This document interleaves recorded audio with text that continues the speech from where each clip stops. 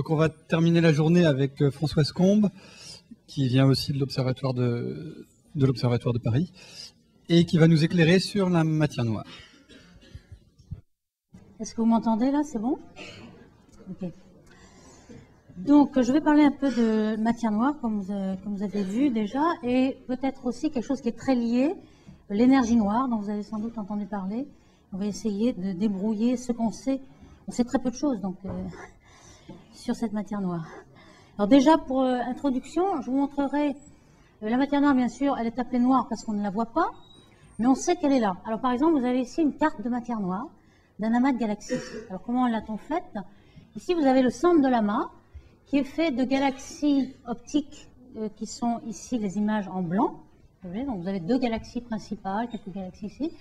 Et ce que vous voyez en bleu, en fait, ce sont des galaxies de fond, très lointaines, qui, étant donné que l'amas de galaxies fait une certaine masse devant, perturbe les rayons lumineux qui proviennent des galaxies lointaines, et vous avez un effet de lentille gravitationnelle qui déforme les images lointaines. Donc toutes ces images bleues, alors justement la couleur sert à les séparer, elles sont très perturbées, comme vous voyez, ce n'est même pas des galaxies, ce sont des arcs, ce qu'on appelle arcs gravitationnels, qui sont donc des images du fond qui sont perturbées par la masse de l'amas. Simplement la perturbation des rayons lumineux, l'inflexion des rayons lumineux par la masse ici. Et donc tout ça, ce sont des galaxies de fond. Et donc on peut refaire un modèle de cela, de l'amplification gravitationnelle, et on peut en déduire la masse qui est entre les galaxies lointaines et nous. Et c'est ainsi qu'on a reproduit ici, alors c'était les fausses couleurs bien sûr, tout ce qui est en bleu, c'est la matière noire que l'on déduit des lentilles gravitationnelles. Ici c'est le même amas, ici c'est deux galaxies, c'est un zoom du centre, vous avez deux galaxies au centre ici. Ici, ce sont les galaxies qui sont là, etc. Donc ce carré-là, c'est le petit carré du zoom du centre de l'amas de galaxies, ici. Donc vous voyez qu'on peut aujourd'hui voir la matière noire, en quelque sorte. Donc je vais essayer de développer ceci. Donc bien qu'elle ne rayonne pas, par sa gravité, on sait que les rayons lumineux sont déviés et qu'on peut en déduire la matière noire. Alors déjà, je redémarre du début. On sait que il y a ce défaut de masse manquante depuis très longtemps, 1937, Zwicky par exemple, enfin entre autres, mais c'est un des principaux, qui avait remarqué que dans les amas de galaxies, la masse qui équilibre, on appelle la masse du viriel, puisque c'est la masse où le théorème du viriel est vérifié, c'est-à-dire que la masse où l'énergie cinétique est égale à l'énergie potentielle, donc la masse du viriel est bien plus grande que la masse que l'on voit. Donc on voit les galaxies, on peut avoir, on sait combien rayonne une étoile comme le Soleil, donc on a un rapport masse sur luminosité, on en déduit une masse, et la masse que l'on voit est très très petite. À l'époque c'était 100, aujourd'hui c'est moins, parce qu'on est arrivé à voir d'autres masses, j'en parlerai, mais on avait un défaut de 100, on ne voyait que 1% de la masse dans les amas. Ou alors il fallait supposer que tous ces amas étaient complètement non à l'équilibre, qu'ils allaient se disperser tout de suite, ça c'est pas vraiment physique. Donc déjà à l'époque, la dispersion de vitesse qu'on mesurait dans les galaxies et leur masse visible montrait qu'il y avait énormément de masse qui était noire. Bon, on le voit aussi à un niveau beaucoup plus petit, des échelles plus petites, qui sont la courbe de rotation. Par exemple, je reproduis ici la courbe de rotation de notre propre galaxie, la Voie lactée. Ce que vous avez ici, c'est le rayon. Alors, on parle de kiloparsec, pour ceux qui ne sont pas familiers, donc c'est le 1000 parsec. Un parsec, c'est 3 10 puissance 16 mètres. En fait, c'est la distance à laquelle l'unité astronomique, c'est-à-dire la distance Terre-Soleil, se voit d'une seconde d'arc. C'est pour ça qu'il y a par seconde. Enfin, en gros, ici, vous avez toute la taille de la galaxie, le Soleil étant ici, au milieu à peu près. Et le disque optique de la galaxie s'arrête environ à 12, 13, ici à peu près, kiloparsec. Donc après ce rayon-là, il n'y a plus d'étoiles. Or, ce que l'on observe, ici, c'est la vitesse de rotation des objets. Tous ces objets tournent comme dans un disque. La galaxie est un disque aplati. Donc, vous pouvez mesurer par effet Doppler la vitesse des objets. Vous en déduisez la vitesse en fonction des rayons. Les points de mesure, ce sont les étoiles ici. Et évidemment, si vous n'aviez que la masse visible, c'est-à-dire les étoiles, alors on a symbolisé ici ce qu'on attendrait par le bulbe, c'est-à-dire la vitesse de rotation qui serait déduite s'il n'y avait que le bulbe de notre propre galaxie. C'est une forme un petit peu bulbeuse d'étoile au centre. Et puis ici, vous avez un disque. Et ce que vous voyez, c'est que dès qu'il n'y a plus de masse, normalement, vous attendez à ce que la vitesse tombe de façon keplérienne. V2 en 1 sur R. Et on est obligé, pour reproduire la vitesse qui continue à être pratiquement plate, on est obligé d'ajouter un composant qu'on a appelé ici halo. Alors halo, pourquoi? Parce qu'on n'en sait rien du tout, on ne sait pas quelle est sa forme. On suppose que toute cette matière invisible, noire, est disposée comme une sphère autour de la Voie lactée. Bon, ça, c'est un premier modèle à l'ordre 0. Maintenant, on sait bien, quand on fait des simulations, que si on avait la matière noire, de toute façon, elle serait un peu aplatie. Mais bon, on va faire l'approximation qu'on a un halo sphérique de matière noire. Vous voyez qu'il est assez peu dense ici, il va produire assez peu de vitesse, puisque là, on a besoin que de la masse visible. Jusqu'au Soleil environ, on aurait besoin de la masse visible. Après, par contre, on a besoin énormément de matière noire. Donc, on n'a pas du tout ce comportement keplérien. Ces courbes de rotation, on en a plusieurs, pas seulement la Voie lactée évidemment. Ici, il y a un petit compendium une série de courbes de rotation, toujours en fonction du rayon, la vitesse. Vous voyez qu'il y a des petites galaxies qui ont une vitesse assez faible, donc peu de masse, des grosses galaxies, mais toutes, en général, ont ce comportement de plateau de vitesse, même lorsque il n'y a plus d'étoiles et plus de masse visible dans les galaxies. Alors, comment on le sait? Parce qu'on a quand même du gaz d'hydrogène, qui est le principal composant de l'univers, en fait, dont la raie fondamentale, qui est la raie hyperfine du premier niveau de l'atome d'hydrogène à 21 cm de longueur d'onde, peut être détectée. C'est une raie interdite au laboratoire, mais dans l'espace, il y a tellement d'atomes d'hydrogène, même si un atome émet que tous les 2 millions d'années, ça suffit, il y en a tellement qu'on observe cette raie d'hydrogène. Donc cette raie d'hydrogène, vous voyez qu'ici vous avez une carte d'une galaxie typique, Messier 83. En optique, on a une galaxie barrée qui est faite même de 2 bras spiraux. Et puis, ici c'est un zoom de la partie centrale. Vous voyez que toute cette partie-là se retrouve ici dans cette carte qui est la carte de l'atome d'hydrogène. Donc fausse couleur bien sûr, c'est une carte radio. Et on voit que la galaxie optique se trouve là en fait. Vous voyez que l'hydrogène étend énormément en rayon la galaxie optique. Donc c'est grâce à ce traceur qui est l'atome d'hydrogène. En lui-même, il ne fait pas beaucoup de masse, puisque en général, le gaz d'une galaxie, ça correspond à quelques pourcents, 5% ou 10% de la masse, mais ça permet de tracer la vitesse de rotation et en déduire qu'il existe beaucoup de masse noire. Donc c'est le meilleur traceur de la matière noire, parce que si on se limitait aux étoiles, il y a très peu d'évidence de matière noire en fait. Jusqu'au Soleil, on a vu, il y en a très peu.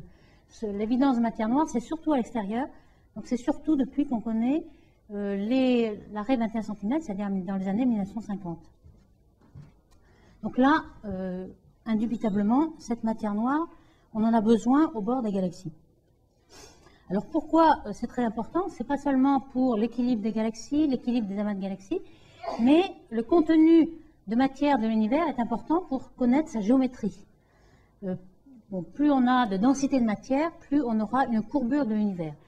Alors, j'ai reproduit ici les courbures possibles de l'espace, qui sont un espace fermé, courbure positive, courbure négative, un peu comme un modèle de selle de cheval, vous avez une courbure dans un sens ou dans l'autre, et puis un univers plat, où il n'y a pas de courbure, et les géodésiques sont des lignes droites. Et vous avez ici le diagramme de l'expansion de l'univers, hein, comme vous savez, on sait maintenant depuis des dizaines d'années que l'univers est en expansion. On mesure les vitesses d'éloignement de toutes les galaxies les unes par rapport aux autres, qui sont proportionnelles à la distance. Et donc, si on essaie de dessiner une taille caractéristique de l'univers, bon, peu importe l'unité, hein, mais vous avez une règle ici, et vous regardez comment cette règle va s'étendre en fonction du temps, en milliards d'années ici, et vous avez plusieurs modèles possibles. À partir du Big Bang, vous avez soit un modèle qui va s'étendre, mais une expansion qui ne va pas être réaccélérée, ou bien alors l'expansion se réaccélère, ou alors un autre modèle, on a une collapse, un effondrement de l'univers en Big Crunch, si vous voulez. Donc tout ça, c'était les modèles possibles jusqu'à ces dernières années, et tout dépend évidemment du contenu de la matière que vous avez. En gros, plus l'univers est massif, plus il va s'effondrer sur lui-même par sa propre gravité. Donc plus vous augmentez ce fameux paramètre oméga, que je définis ici, pour avoir un nombre sans dimension, on prend la densité volumique de l'univers et on le divise par la densité critique Alors à l'époque, c'était la densité critique qui différenciait justement l'univers fermé et ouvert, l'univers à courbure positive ou négative. Donc cette densité critique est égale physiquement à 10-29 grammes par centimètre cube, donc c'est relativement faible. Mais une fois qu'on a bien normalisé avec cette quantité-là, donc on peut, oméga égale 1 serait l'univers critique qui serait plat. Et donc il est très important de mesurer quelle est la quantité de matière noire qu'il y a dans l'univers pour savoir quelle va être sa géométrie, son contenu en énergie ou matière. Alors ce qu'on sait aujourd'hui, je l'introduis tout de suite ici parce que ça c'est inévitable. Maintenant on sait que l'univers s'accélère, donc on est plutôt sur la courbe rouge. Et cela on le sait grâce aux supernovae, je vais en dire quelques mots. Et on est obligé d'introduire cette fameuse constante cosmologique ou bien énergie noire qui va se sommer dans les mêmes unités que cet oméga pour faire 1. Donc on sait aujourd'hui qu'on a un univers plat, on est dans cette configuration-là, mais pas comme on le pensait autrefois parce qu'il y a assez de matière noire pour fermer l'univers, mais parce qu'on a autre chose, on n'a pas que de la matière. En fait, on a ce modèle rouge là auquel toutes les observations convergent, c'est-à-dire qu'on a à peu près un tiers de matière et les 2 tiers d'énergie noire, et on sait qu'on est dans cet état-là. Vous voyez un peu l'importance de savoir combien il y a de la matière pour savoir quel est le destin de l'univers. Alors, on savait déjà dans les années 80 que la matière visible, ce que je vais appeler baryonique, c'est-à-dire les baryons, protons, neutrons, etc., la matière ordinaire, elle est assez faible.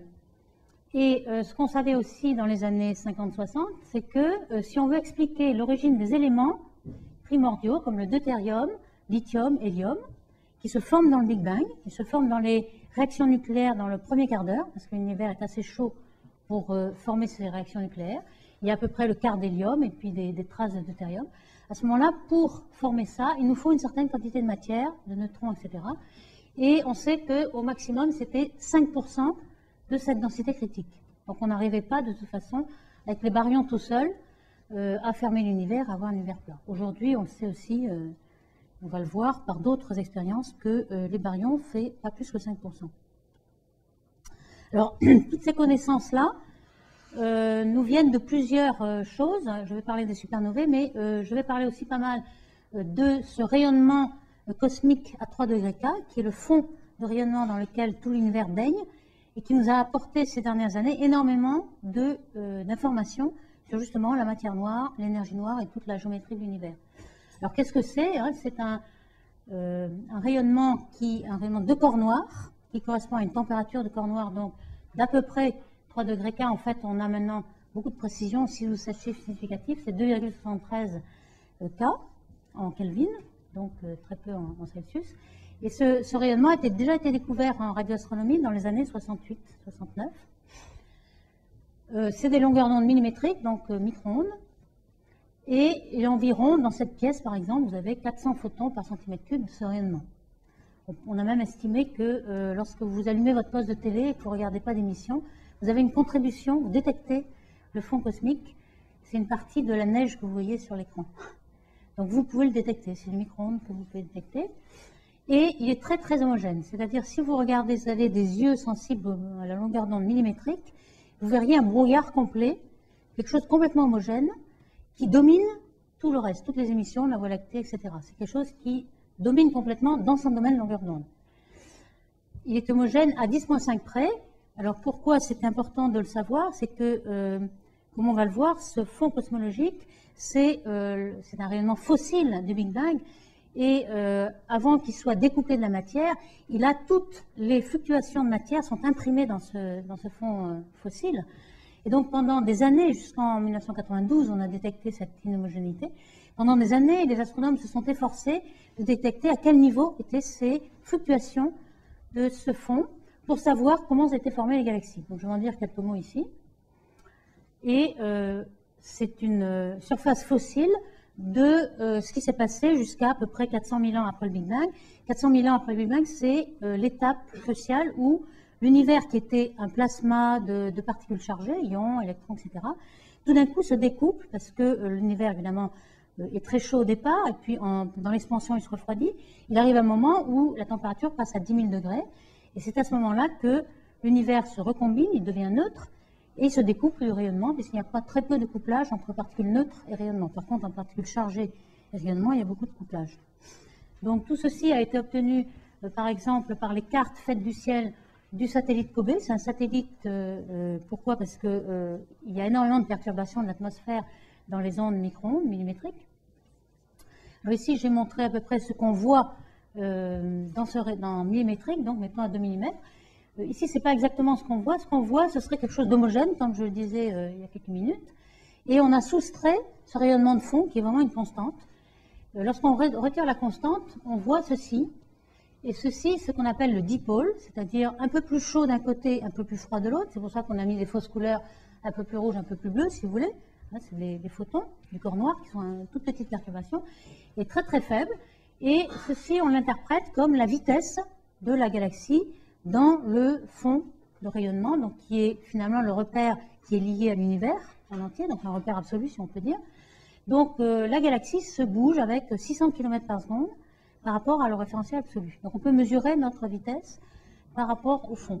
Et ça, on l'identifie, hein, dans ces 600 km, il y a à peu près la vitesse de la galaxie par rapport à la masse Virgo. Et en fait, il y a aussi un grand attracteur, qui est un grand amas de galaxies qu'il y a derrière la Voie lactée, qui au début n'avait pas été très visible parce qu'on est caché par la poussière et les étoiles de la Voie lactée.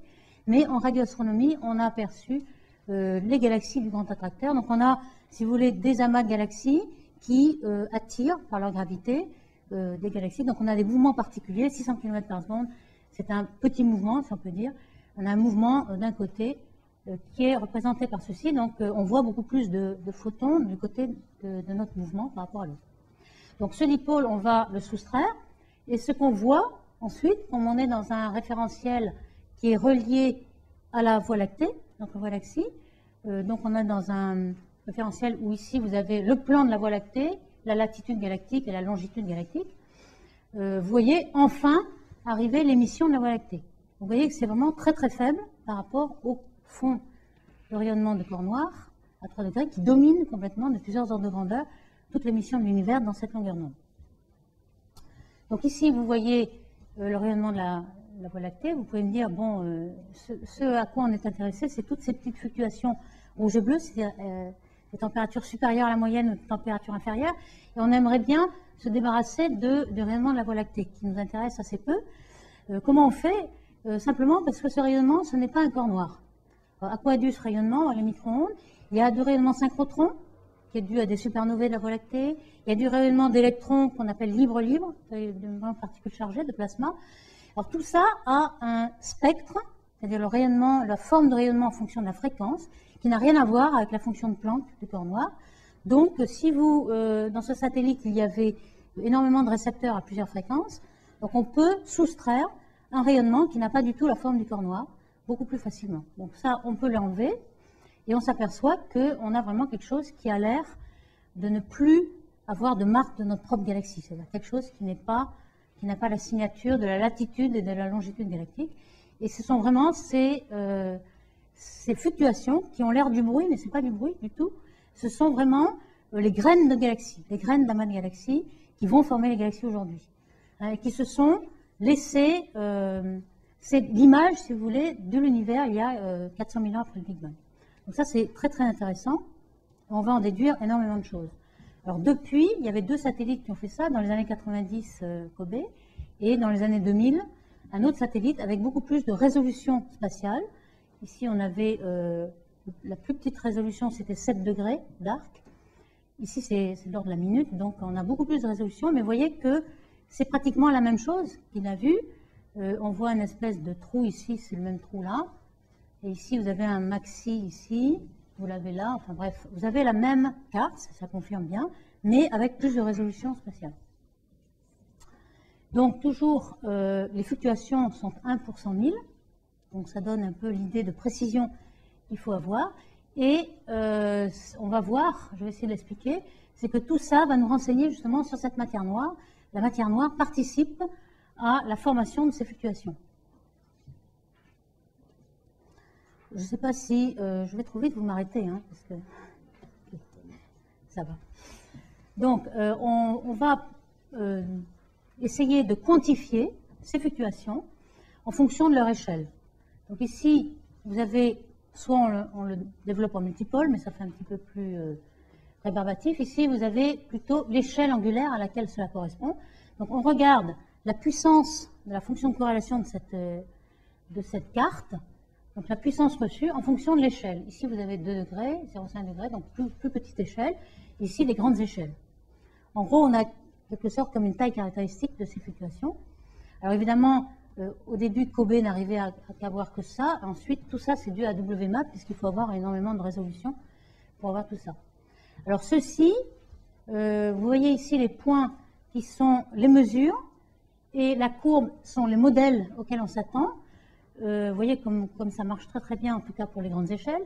Et ceci nous renseigne beaucoup sur les oscillations acoustiques de ce plasma. Alors au début, qu'est-ce qui se passe? On est toujours dans le plasma, ça ne s'est pas encore recombiné. On a des protons, des neutrons, des baryons chargés. Et puis, on a des photons, bien sûr, et puis la matière noire. Et tout ça est en équilibre. Enfin, les baryons, en tout cas, sont en équilibre parce qu'ils sont tellement couplés avec le rayonnement que la pression de la radiation empêche les baryons de s'effondrer sur eux-mêmes. Donc, on n'a pas d'instabilité gravitationnelle. Ce qu'on a, c'est qu'on a des ondes. Alors, les ondes, d'où elles viennent du Big Bang, en fait. Alors, le Big Bang, là, j'en parlerai pas, mais il y a énormément de théories qui supposent qu'il y a une inflation de l'univers, qui est due à des mesures de symétrie, etc. Bon, ça, je n'en parle pas, ce sera un autre séminaire. Mais il faut supposer que c'est un état initial, si vous voulez. Donc, l'inflation produit une perturbation, on lance une perturbation, et ces perturbations vont se développer comme des ondes sonores. Des ondes sonores, pourquoi? Parce que c'est des ondes un peu acoustiques qui se propagent comme une pression, un son dans l'air, avec une pression. Il n'y a pas d'instabilité gravitationnelle, il y a une onde qui est tout à fait, qui se propage de façon stable. Donc ici, on a le premier pic qui est ici et qui va être finalement la plus grande distance à laquelle va se former cette onde. Et en fait, ça va être le temps qu'a mis le son à se propager depuis le début de l'univers. C'est ce qu'on appelle un horizon sonore, parce qu'on ne peut pas aller plus loin. À plus loin, on va voir, l'univers se recombine et on n'a plus rien. Donc cette taille-là, on s'y attend. On sait à quoi on s'attend de façon théorique. Tout ça ne dépend même pas du modèle ou de la simulation, puisque c'est quelque chose, ces ondes sonores, c'est quelque chose de très très faible. On a vu 10-5. Donc c'est de la théorie linéaire, qui est tout à fait, on peut la décrire par une équation très simple, l'équation de propagation du son. Donc tout ça ne dépend même pas du modèle ou de simulation, etc. Donc c'est quelque chose qui fait un consensus parmi les astronomes, puisque c'est de la physique toute simple. Hein. Développement d'ondes sonores dans un plasma, en gros. Que ce soit 1 degré, c'est du hasard? C'est pas le hasard, en fait, puisque c'est la dimension de 500 parsecs. Alors justement, on sait 300 000 ans, on a la vitesse du son, qui est à peu près la vitesse de la lumière divisée par racine de 3. Bon. Donc ça, on le sait. Et c'est pas un hasard, parce que les 400 000 ans aussi, c'est la température qu'a l'univers à 10 000 degrés lorsque ça se recombine. Donc ça, c'est pas un hasard. On sait que l'atome d'hydrogène se recombine vers 3 000, 10 000 degrés. La vitesse du son, c'est pas un hasard, donc c'est pas un hasard. Rien n'est un hasard. Par contre, ce qu'on ne sait pas, c'est que nous, on voit ça sous la forme d'un degré. Si l'univers était courbe, la même distance correspondrait un peu moins en degrés. Donc justement, la position, on sait que c'est à peu près ici, mais on ne le savait pas exactement. Donc la mesure de cette position-là nous donne la courbure de l'univers. Parce que là, on remonte jusqu'à 300, enfin, on remonte presque au Big Bang, et on sait que c'est 500 mégaparsecs, par exemple. Par contre, si l'univers était courbe comme ceci ou courbe comme ceci, on n'aurait pas la même distance angulaire. Donc vous voyez tout de suite qu'en mesurant combien de degrés ça fait, on va se connaître la courbure de l'univers. Et on en déduit justement, cette position-là nous dit que l'univers est plat. Donc il n'y a pas de courbure, c'est-à-dire qu'on voit bien la distance à laquelle on s'attend, 500 mégaparsecs, on la voit avec exactement l'angle tel qu'on doit avoir une courbure nulle. Donc l'univers est plat, et ça, vous voyez avec combien de précision cette position est atteinte. Donc vous savez avec combien de précision on a la platitude de l'univers. Alors, pour la matière noire, cette observation est très très importante parce que bon, on savait déjà depuis un certain temps qu'on avait besoin de matière noire pour former les galaxies. Et ça, c'est à peu près à la période de Kobe dans les années 90, où on a commencé à obtenir l'amplitude de ces fluctuations. Alors pourquoi? Je vais essayer de le dire de façon simple. Donc on a des fluctuations de densité, que j'appelle delta rho sur rho en relatif, on va l'appeler delta pour simplifier, donc l'univers n'est pas complètement homogène, il y a des petites fluctuations, heureusement, et c'est ces fluctuations qui, en s'effondrant par leur propre gravité, va former des structures, des galaxies, des amas de galaxies, etc. Alors le gros problème de l'univers, par rapport à la formation d'étoiles, par exemple, où lorsqu'on a une instabilité gravitationnelle dans un nuage moléculaire, cette instabilité est exponentielle. Très rapidement, on a un temps de chute libre, on a une étoile qui se forme. Il n'y a aucun problème. Et là, la grosse difficulté en cosmologie, c'est que l'univers est en expansion et que l'expansion contrecarre l'effondrement gravitationnel. Donc, si le taux d'expansion est plus fort que le taux de collapse gravitationnel, on ne forme rien du tout. Donc, c'est ce qui se passerait si on n'avait pas de matière noire, justement. Alors, qu'est-ce qu'on peut montrer?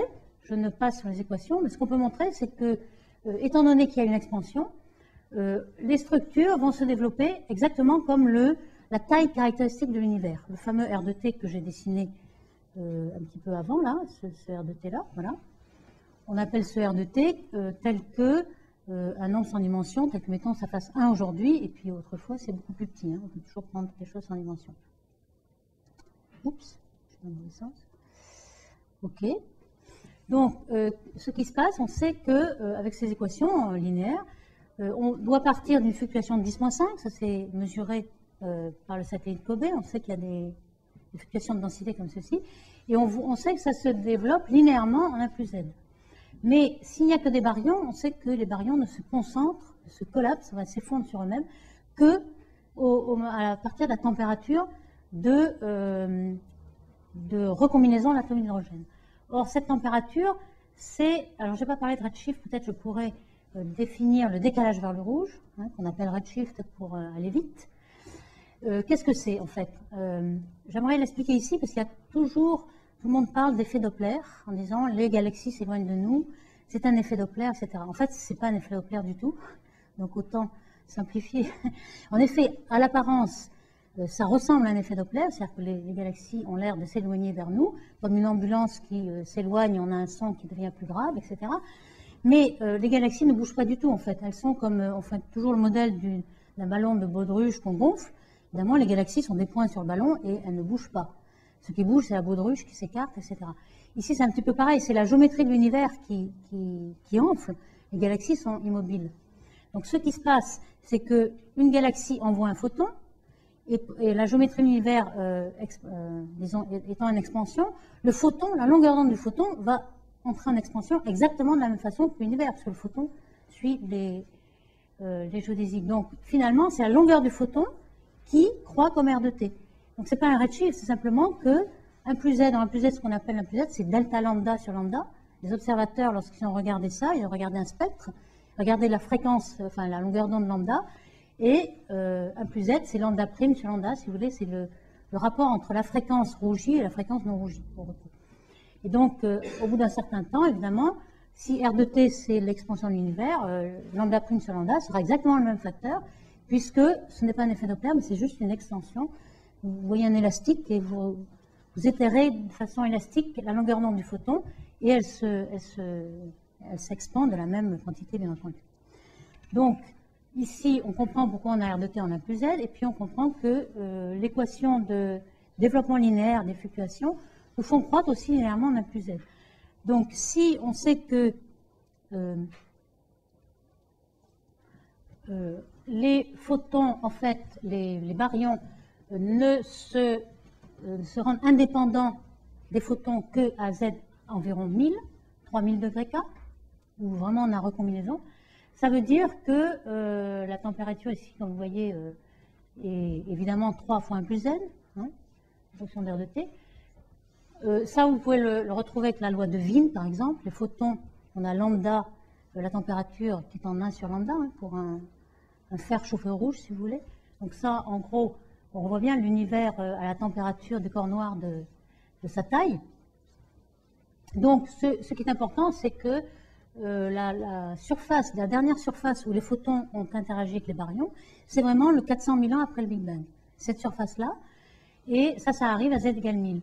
Donc, la croissance ici des fluctuations ne pourrait être que d'un facteur 1000 par rapport à ce qu'on voit dans les petites fluctuations delta T rose et bleu, là, c'est 10-5.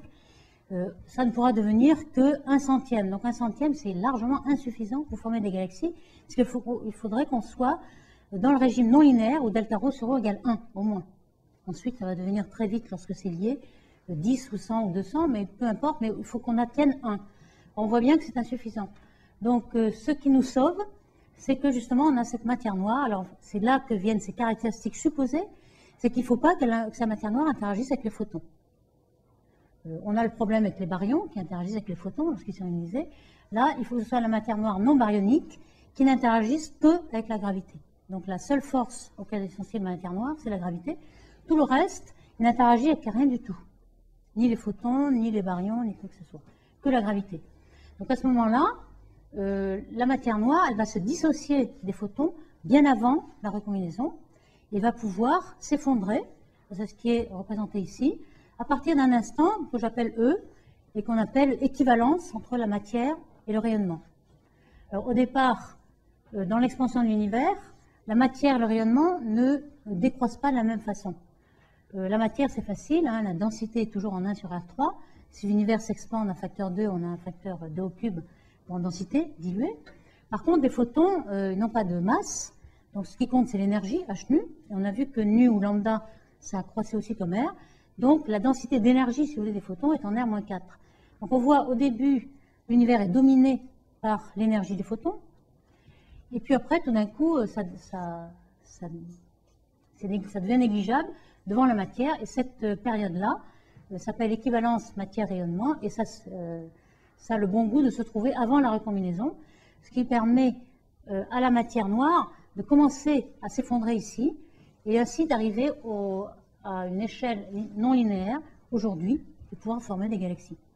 Donc à ce moment-là, une fois que la matière noire a formé des galaxies, les baryons vont tomber dans ces puits de potentiel-là, et on aura des étoiles, etc.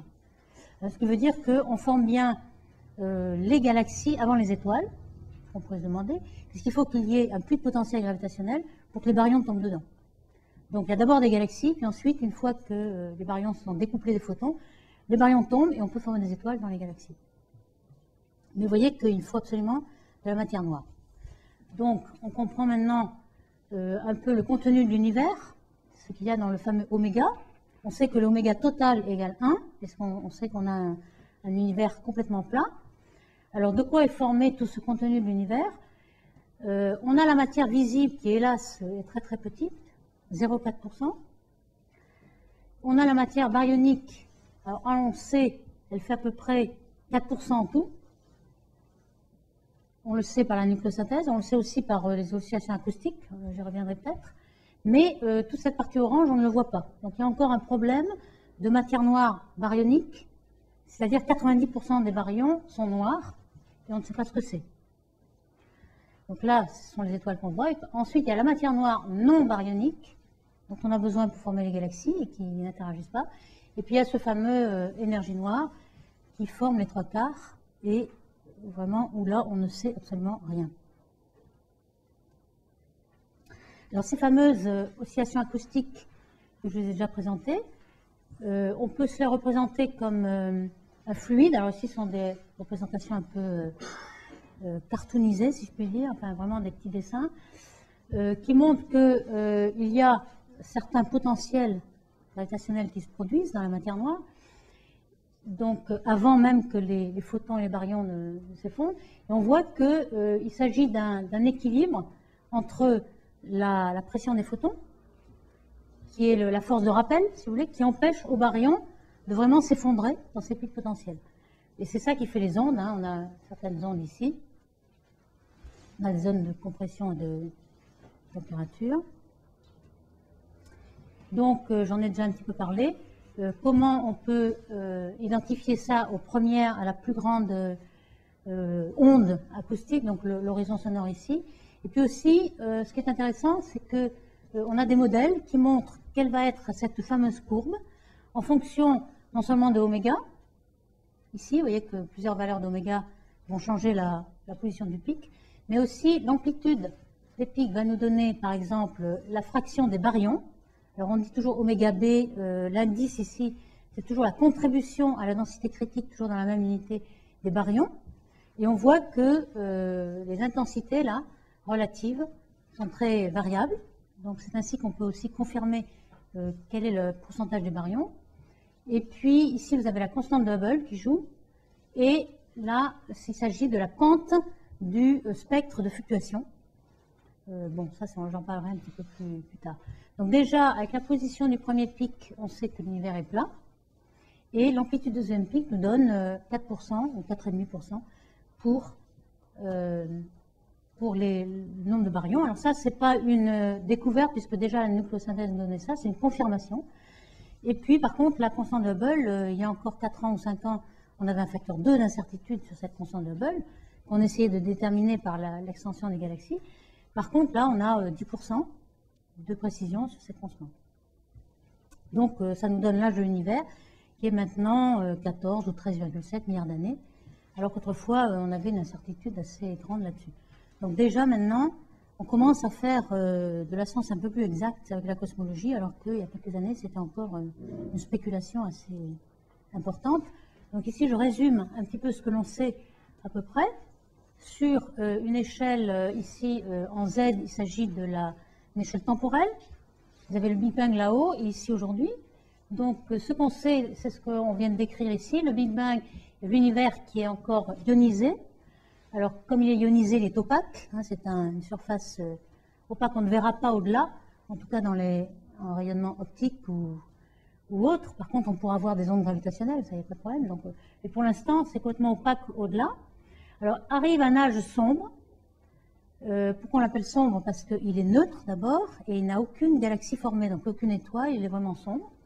Les premières étoiles vont se former ici, par instabilité gravitationnelle. Enfin, premières étoiles, ça veut dire premières galaxies, les étoiles dans les galaxies. Et on pense qu'aussi les premiers quasars, les premiers trous noirs qui vont aussi ioniser le gaz autour. Et peu à peu, ce rayonnement va rayoniser l'univers. On appelle ça la renaissance, si vous voulez, renaissance cosmique, ou la rayonisation.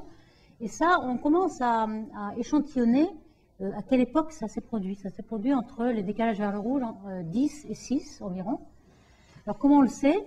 C'est, par exemple, lorsqu'on regarde un quasar lointain, on voit des raies d'absorption de galaxies qui sont entre nous et le quasar, et on peut regarder le degré d'ionisation, et s'il y a du gaz neutre, etc. Donc on sait à peu près qu'il va y avoir une espèce de percolation, comme ça, des zones ionisées, ce qu'on dessine ici en jaune, jusqu'à ce que l'univers soit complètement rayonisé, c'est-à-dire qu'on n'a pas d'hydrogène neutre entre les galaxies. Évidemment, dans les filaments et dans les galaxies, on a plein de gaz neutres, mais lorsque l'univers est dense, pas lorsque l'univers est très dilué. Et puis évidemment, ici, vous avez les galaxies que l'on voit aujourd'hui. Donc, ce que je veux dire aussi, c'est que grâce aux instruments, et notamment le télescope spatial qui permet d'avoir une extrême précision, résolution angulaire, on peut regarder les galaxies jusque 95% de l'âge de l'univers. On remonte le temps, hein, puisque lorsqu'on regarde les galaxies très lointaines, on les regarde dans l'état où elles étaient lorsqu'elles ont émis leur photon. Et comme le photon met 10 milliards d'années à nous parvenir, la galaxie était très jeune lorsqu'elle a émis ce photon. Donc on remonte vraiment le temps jusqu'à 95% de l'âge de l'univers. Donc on a pratiquement tout vu, évidemment avec beaucoup moins de précision que ce qu'on regarde à z égale 0, bien sûr, mais ça nous permet de voir l'évolution de galaxies en direct.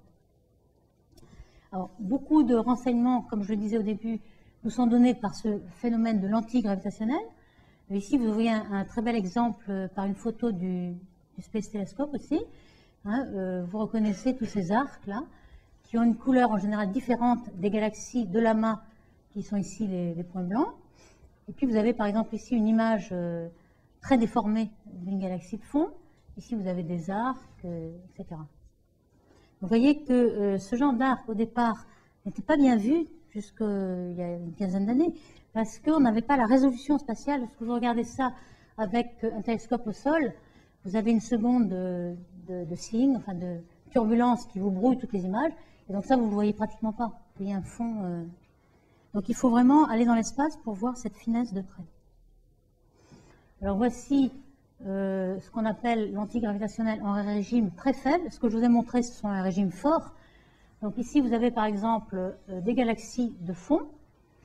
Une petite simulation qui montre ce que va faire. Ici, vous avez un amas de galaxies, donc le centre de la masse est ici. Et vous avez en gros des anneaux si vous êtes bien aligné avec la lentille, ou alors des arcs comme ceci. Et puis évidemment, ces galaxies-là, qui sont un peu plus loin, sont un tout petit peu cisaillées. On appelle ça cisaillement gravitationnel, un petit peu de déformation. Alors, ce qui est très difficile, c'est que les galaxies de fond, elles ne sont pas des points sphériques, elles sont déjà des galaxies spirales avec une certaine projection. Donc, vous avez déjà une extension. Et donc, ce qu'il va falloir faire, si vous voulez interpréter cette déformation, c'est distinguer entre la déformation intrinsèque d'une galaxie comme ça, de ce que ça devient après avoir été cisaillé par la lentille gravitationnelle. Donc, tous ces travaux-là, on ne peut pas les faire un par un, parce que c'est vraiment statistique. On regarde des milliers et des milliers, même jusqu'à 1 million de galaxies, et puis on regarde la déformation statistique dans une région du ciel. Ce n'est pas sur une que vous pouvez savoir si celle-là était comme ceci avant ou après. Donc il y a énormément de travail statistique à faire, évidemment avec les ordinateurs, maintenant c'est beaucoup plus facile, mais il faut, dans des très grandes images à grand champ, détecter des centaines de milliers de galaxies afin d'avoir des cartes de matière noire, comme je vous ai montré au début. Donc des cartes de cisaillement cosmique. Alors en voici une justement, c'est une récente, un champ de 2 degrés carrés qui a été observé avec le télescope spatial. C'est une mosaïque parce que le télescope spatial est très utile, mais il a un tout petit champ. Donc là, il a fallu faire des mosaïques d'énormes, de plusieurs champs, ça a pris un temps infini. Mais vous avez ici une image optique de la matière visible, donc des galaxies, et vous avez ici une carte de la matière noire obtenue en traitant les déformations, les cisaillements gravitationnels, et en déduisant par le modèle quelle était la matière noire sur la ligne de visée. Alors attention, la matière noire, vous l'avez que entre la galaxie lointaine et vous, c'est-à-dire tout le cylindre qu'il y a. Donc si vous avez la matière devant, vous ne pouvez pas la distinguer de la matière dans l'amas. Donc il y a quand même une petite incertitude, une petite dégénérescence, mais vous voyez que ça ressemble un petit peu, mais pas complètement. Alors il y a, dans la différence qu'il y a entre les deux, il y a beaucoup de quelque chose qui vient du modèle parce qu'il n'est pas parfait.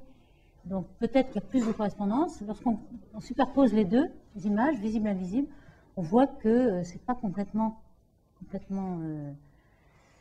coïncident. Mais quand on parle aux auteurs, ils pensent qu'il y a une certaine des anti-coïncidences qui est due au modèle et qui n'est peut-être pas vraie. Il ne faut pas le prendre pour argent comptant, mais avec un petit grain de sel encore. Disons, les techniques ne sont pas encore complètement maîtrisées. Enfin, c'est le principe qui, de plus en plus, on va pouvoir regarder la matière noire et la comparer à la matière visible. Alors, il y a une autre industrie et une expérience qui a permis de faire beaucoup de progrès dans le contenu de l'univers, c'est ces fameuses chandelles standards que sont les supernovae. Alors, les supernovae de type 1A seulement, il y a 2 sortes de supernovae. Il y a les supernovae de type 2. Alors, ces types 2, c'est les supernovae habituelles, si vous voulez, qu'on peut s'attendre lorsqu'une étoile massive explose à la fin de sa vie. Là, elle explose, elle va faire peut-être une étoile à neutrons, un pulsar ou peut-être un trou noir. Et celles-ci ne sont pas vraiment standards. Il y en a des très brillantes, des très petites, etc. Par contre, celles-là sont relativement standards. Pourquoi? C'est une étoile binaire, dont l'une est une naine blanche. Et c'est toujours au même moment que, par son lobe de roche, elle va traiter le gaz de l'étoile voisine. Elle va tomber sur la naine blanche. Il va se produire des phénomènes de la radioactivité. En général, cette décroissance-là est due à la radioactivité du nickel et du cobalt. Et c'est un phénomène assez connu. Et donc, on arrive à retrouver le même phénomène, quelle que soit la distance. Alors, ce n'est pas tout à fait exactement le même, comme vous pouvez le voir. Il y a une variabilité quand même. Il y a plusieurs courbes de supernovae qui ont été présentées ici. Mais ce qu'on s'est aperçu, c'est que l'intensité maximum de la supernovae, donc il faut quand même l'observer un certain nombre de fois. Ici, vous avez les points d'observation. Vous voyez que plus elle est lumineuse de façon intrinsèque, plus la courbe de lumière a une durée de vie plus grande. Donc elle est plus large, si vous voulez. La largeur ici, à mi-hauteur, la largeur est proportionnelle à la luminosité totale. Donc si on mesure cette supernovae pendant un certain temps, on a la largeur en temps, en jours, qu'on va aussi corriger de la dilatation des temps, évidemment. Si vous êtes à grand décalage vers le rouge, vous corrigez par un plus Z. Mais de toute façon, on peut, en mesurant la durée, corriger de la luminosité intrinsèque. Donc c'est comme ça que vous avez une chandelle standard, c'est-à-dire quelque chose qui est standardisé en fait. Elle n'est pas vraiment standard, elle n'est pas exactement constante, cette luminosité intrinsèque, mais elle peut être corrigée. Et à ce moment-là, vous avez un jalon. Hein, vous avez quelque chose qui, quelle que soit la distance à vous où elle peut exploser, vous connaissez sa luminosité intrinsèque, vous mesurez sa luminosité absolue et vous avez sa distance, mais indépendante de la constante de Hubble. Donc vous avez deux façons de voir, et donc vous pouvez connaître ce qui s'est passé entre la supernovae et vous dans la géométrie de l'univers. Donc, après traitement de toutes ces supernovae, maintenant il y a 200 ou 300 supernovae qui sont bien calibrées de ce type-là, et il y a des projets qui sont lancés aujourd'hui pour détecter des milliers de supernovae et aller plus loin. Et le grand progrès aussi, c'est qu'on peut observer des supernovae à très très lointain, c'est-à-dire que parfois il y a une supernovae qui a toute la luminosité de la galaxie dans laquelle elle explose. Donc c'est vraiment quelque chose où on peut détecter une étoile à la moitié de l'âge de l'univers, par exemple, une seule étoile. Donc ça permet de remonter dans le temps. Ici vous avez la fameuse taille de caractéristique de l'univers en fonction du temps. Alors nous sommes ici, un décalage zéro, et tout ce qu'on regarde évidemment c'est le passé. Donc les données sont ici en rouge, avec la barre d'erreur. Et vous voyez que dans tous ces courbes possibles, ces scénarios possibles de l'univers, il n'y a vraiment que celui-ci qui est dans les barres d'erreur. Donc on peut extrapoler, ça va être la courbe en rouge ici, et ça correspond à donc 73% d'énergie noire. Encore un fait qui confirme ce qu'on a obtenu avec le fond cosmologique du Big Bang. Ici, on a quelque chose qui est très très simple, on observe juste des chandelles standards, et on obtient de combien l'univers s'est accéléré, et même on obtient un point d'inflexion ici. Donc on a des supernovae qui s'échelonnent ici, et on s'est aperçu que l'univers se décélérait ici, puis se réaccélère ici. C'est à peu près un décalage de 0,5 vers le rouge en dessous. Donc on a un point d'inflexion dans la courbe d'expansion, et on sait qu'aujourd'hui on est en train de réaccélérer. Donc on porte en général toutes ces informations qui viennent de plusieurs sources sur ce diagramme-là, qui est d'un côté la contribution de la matière au contenu de l'univers, oméga m, qui est obtenue par la densité des amas, aussi par la densité de l'antigravitationnel. On sait que la matière courbe les rayons lumineux, donc on a tout ça. Donc on a cette barre d'erreur en jaune là. On a le fond cosmique qui nous dit que l'univers est plat, donc la somme des deux, là c'est oméga lambda, l'énergie noire, la somme des deux fait 1, donc on a quelque chose qui est ici. Et puis les supernovae nous donnent quelque chose qui est là. Donc on arrive à vraiment confirmer toutes ces valeurs-là, c'est-à-dire le contenu de l'univers en matière, dont les baryons qui ne font que 5%, et puis l'énergie noire lambda 73. Et ce qui donne le consensus en fait dans la communauté d'astronomes, c'est que tous ces éléments, que ce soit supernovae, rayonnement fossile ou l'antigravitationnel, sont complètement indépendants. Tous donnent la même chose, mais ils n'ont rien à voir les uns avec les autres, donc ça confirme. Il y a un faisceau de confirmation. Et on a d'autre part, donc ici, on a déjà interprété oméga B ici, oméga plat. Ici, on a beaucoup plus de bruit. Je verrai qu'enfin, on a d'autres expériences qui vont être lancées. Donc Planck, qui est une expérience qui va suivre WMA pour observer le fond cosmologique. On espère avoir beaucoup plus de précision là-dessus. Et puis aussi sur la polarisation. Ici, c'était uniquement la corrélation de la température. Ici, on a la polarisation du rayonnement micro-ondes qui est émis. Et cette polarisation nous permet de savoir si le photon, qui a été émis il y a 300 000 ans après le Big Bang, a été polarisé ou non. C'est-à-dire s'il a rencontré beaucoup de plasma, de particules électrons ou particules chargées, protons, etc. Donc de dater, par exemple, la durée de la réionisation de l'univers, ou à partir de quand elle a été réionisée, etc. Donc la polarisation sera aussi une quantité qui sera très recherchée par Planck, le futur satellite qui va partir pour observer le fond cosmologique. Il y a autre chose encore qui confirme toutes ces vues maintenant sur les paramètres de l'univers, c'est simplement de regarder les surveys à grande échelle de galaxies. Alors, en voici un, qui est un survey australien, 2 degrés field, et qui est ici représenté par une tranche. En fait, vous avez on cartographie une région du ciel relativement grande. Chaque point bleu ici est une galaxie dont on a le spectre. C'est-à-dire que ici, vous avez la grandeur, la profondeur. qu'on obtient par le décalage vers le rouge, qu'on traduit en distance. Et puis ici, on a l'ascension droite, et on a coupé, pour ne pas avoir la déclinaison par exemple, les deux déclinaisons et ascension droite sont les deux coordonnées en plan du ciel, et la troisième en profondeur. Et on voit bien que la structure de l'univers, elle n'est pas homogène, elle est granulaire en quelque sorte. On a l'impression d'un gruyère qui est fait de filaments cosmiques comme ça, des grands vides. Et ça, c'est quelque chose qui est très intéressant parce que lorsqu'on essaie de reproduire par des simulations numériques la formation des galaxies, on obtient un peu ce genre de filaments pour certaines valeurs de la matière noire et de l'énergie noire.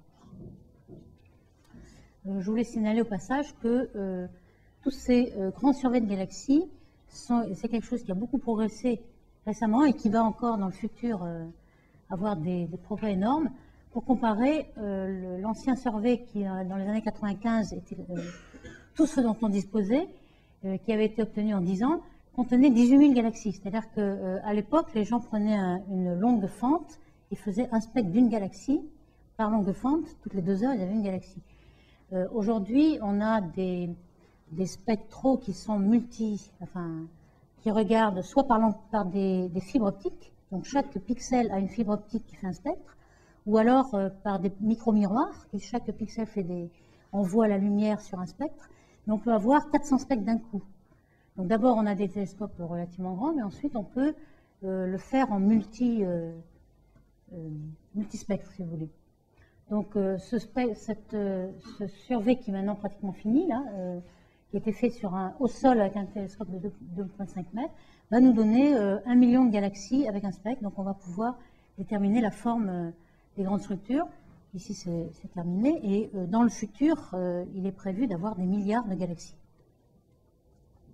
Alors, ici, la comparaison donc, du survey qui avait été obtenu péniblement en 10 ans et ici en 1 an ou 2, à la même échelle, donc avec la profondeur ici. Et ce que vous voyez, ce sont ces grands murs là qu'on peut reconnaître ici. Vous en avez un énorme et qui est simplement un agglomérat de galaxies dans le plan du ciel. Ça, c'est vraiment un filament de galaxies avec des galaxies qui se forment. Il ne faut pas trop croire aux structures qui sont dans l'autre direction, puisqu'il y a des vitesses particulières au flot de Hubble qui ne sont interprétées comme distances et qui ne sont pas des distances. Par contre, tout ce qui est dans le plan du ciel est tout à fait réel. Donc, vous voyez que même à l'époque aujourd'hui, on n'est pas arrivé à trouver l'homogénéité de l'univers qui est supposée de toute façon, parce qu'on le voit dans le fond de rayonnement cosmologique, mais dans les galaxies, on n'a encore pas trouvé l'échelle de homogénéité des galaxies. Il y a toujours une très grande structure qui a la même taille que l'échantillon qu'on est en train de considérer. Alors, ce qui est très intéressant aussi, c'est qu'on peut faire des fonctions de corrélation et voir s'il y a une échelle caractéristique. Et donc, il en faut énormément de galaxies pour voir ça, parce qu'il y a des faibles perturbations. Et ce fameux horizon sonore, qui est la première perturbation après l'inflation, qui s'est développée dans le plasma originel, jusqu'à la réionisation, enfin la recombinaison, pardon, qui est à peu près cette taille-là, on la retrouve dans les baryons. Parce que ça correspond exactement aux ondes acoustiques. Si je reviens en arrière, en fait. Voilà. Cette taille-là, vous la voyez dans les photons, facilement. Mais évidemment, les photons et les baryons ont les mêmes ondes, propagent les mêmes ondes. Donc, vous attendez à voir l'empreinte sur les baryons. Pourquoi? Parce qu'une fois qu'ils se sont découplés des photons, ils se recombinent, vous avez quand même des structures qui vont se développer et être amplifiées par la propre gravité. Donc, évidemment, vous ne le voyez pas dans les photons comme ça à vue d'œil, il faut vraiment le corréler sur toute la carte, faire une fonction de corrélation de la carte et voir si cette échelle caractéristique existe. Et c'est ce qui est fait là. La fonction de corrélation, en fonction de la séparation, vous voyez que il y a un petit bip ici dans les points de mesure, qui sont les points avec les barres d'erreur. Et puis, la fonction sans cette bosse-là ne correspond pas aux données. Donc, vous avez vraiment détecté la première oscillation acoustique dans les baryons cette fois. Donc, ça, c'est vraiment une très bonne confirmation de tout le modèle. Et puis, c'est très intéressant parce que ce qu'on avait, c'était la taille de cet horizon sonore, mais 300 000 ans après le Big Bang. là, on a la taille de ce qu'elle est devenue d'une façon très proche de nous. Ici, avec ce survey de galaxies, il s'agissait de 1 ou 2 milliards d'années de remonter dans le temps. Donc on voit, et donc ça va être le but des surveys futurs, c'est de mesurer toutes ces oscillations acoustiques dans les galaxies, à chaque époque, de manière à avoir en quelque sorte une règle, comme ici, je sais quelle est la taille, je veux savoir ce qu'elle est devenue en fonction du temps. Donc si je regarde les galaxies à toutes les époques, j'aurai la taille caractéristique de cet horizon sonore à toutes les époques, je saurai si l'univers a gonflé, si s'est accéléré, s'il a fait des oscillations dans son expansion. Okay, donc ça nous sert un petit peu comme les supernovae servent de chandelle standard. Ça nous sert de règle standard. On a une taille d'un phénomène bien connu, et on le mesure à diverses époques de l'univers. D'où l'idée de faire des grands surveys à n'importe quel décalage vers le rouge, de manière à avoir ce que j'explique ici. Hein, vous avez l'observateur, et puis on sait quelle est la taille de cet événement, qui est gelé ensuite dans les structures des galaxies. On va essayer de le mesurer. On peut aussi le mesurer dans 2 directions, et ça nous permet aussi de mesurer la constante de Hubble, puisque vous avez une direction qui est la profondeur, une direction dans le plan du ciel. Dans le plan du ciel, il s'agit d'angle seulement, et en profondeur, il s'agit de la constante de Hubble. Donc on peut aussi mesurer la constante de Hubble avec ça.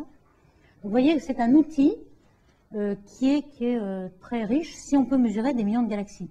C'est pour ça qu'il est prévu un projet qui s'appelle SKA, Square Kilometer Array, qui est des mesures de galaxies en radioastronomie, avec des têtes de radiotélescopes qui feront une surface d'un million de mètres carrés. Et il sera possible avec cet instrument de détecter les galaxies avec l'hydrogène neutre à 21 cm, ce que je vous montrais là une carte au début, et de mesurer 1 million de galaxies par jour. C'est-à-dire au bout de 3-4 ans, vous aurez 1 milliard de galaxies. Et à tous les redshifts. Et vous pourrez, à ce moment-là, utiliser cette règle sur ces galaxies pour connaître tout ce qui est arrivé à l'univers, etc. Donc c'est ça qui est dans l'avenir. Bon, ce télescope d'un million de mètres carrés, il va arriver entre 2015 et 2020. Et donc on voit qu'il y a encore énormément de choses à faire et beaucoup de moyens pour le faire. Alors vous voyez un petit, mais avec les instruments de bord, c'est le seul million de galaxies qui est détecté avec le fameux Sloan. Et vous voyez les barres d'erreur, vous voyez les modèles qui donnent ici, mais pour l'instant c'est pas très crédible. On voit qu'on commence à le détecter, mais c'est vraiment même pas 1% de ce qui va être fait dans le futur. Donc, maintenant qu'on a bien un petit peu décrit le contexte et l'univers, on aimerait connaître un peu ce dont est fait la matière noire, la fameuse matière noire. Donc, ce qu'on va faire, c'est qu'on a bien observé, grâce au fond de rayonnement fossile à 3 degrés K, toutes les petites fluctuations, là, c'est une carte de WMAP par exemple, des petites fluctuations 300 000 ans après le Big Bang. Puis aujourd'hui, on voit toutes les structures de galaxies, et entre-temps, on aimerait bien faire des simulations numériques et voir comment ces galaxies se forment pour voir si à partir des conditions initiales, on arrive à retrouver les conditions finales.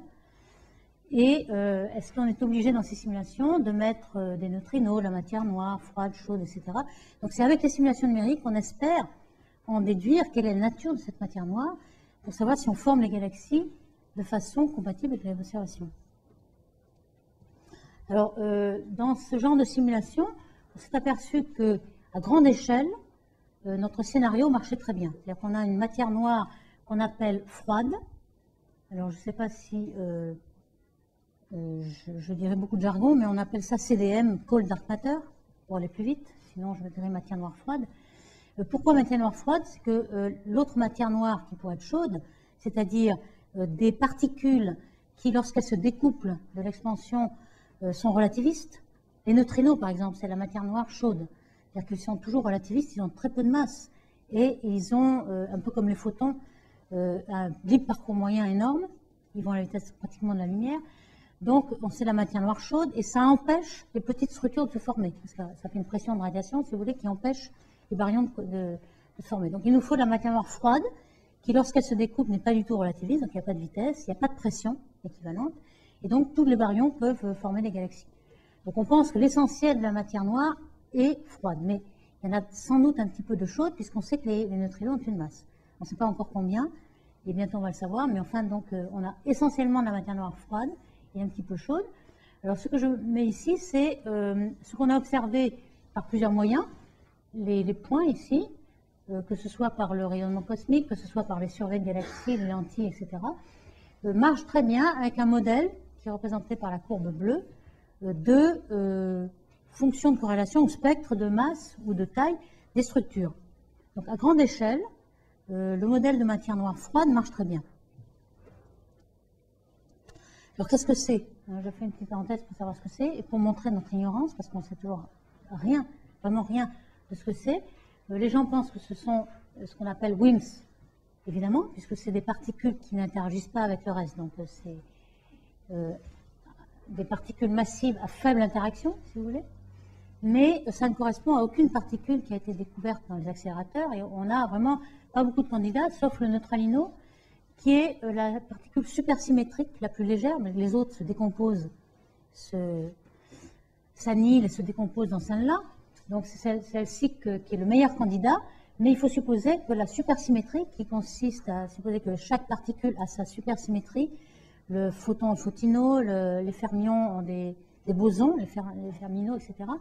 Tout ça existe. Et ça, on ne sait pas hein, que la supersymétrie existe.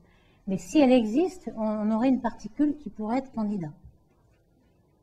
Mais on ne l'a jamais observée. Donc parfois, certains ont proposé des particules plus légères, mais il y a quelque chose qui ne marche pas très bien, ou bien des actions. Mais le meilleur candidat actuellement proposé est le neutralino, bien qu'il n'y a pas beaucoup d'évidence observationnelle que cette particule existe. Il y a quand même beaucoup de recherches directes par interaction d'une grande quantité de matière avec ces particules. En général, ce sont des expériences qui sont dans les tunnels, de manière à se protéger de n'importe quel rayon cosmique, etc. Donc vous avez sur le Grand Sasso, sur le tunnel du Mont Blanc, etc., des expériences. Et puis, vous avez aussi des détections indirectes, un neutralino qui interagit avec d'autres particules. Vous avez aussi l'annihilation des rayons gamma de ces particules qui doivent s'annihiler et former un certain nombre de gamma. Le gamma, on peut le détecter. Tout ça, pour l'instant, n'a absolument rien donné. Et on a par contre des limites supérieures assez impressionnantes. Il y a aussi quelque chose qui est plus surprenant, c'est qu'on ne sait toujours pas où sont tous ces baryons manquants qui forment 80% des baryons.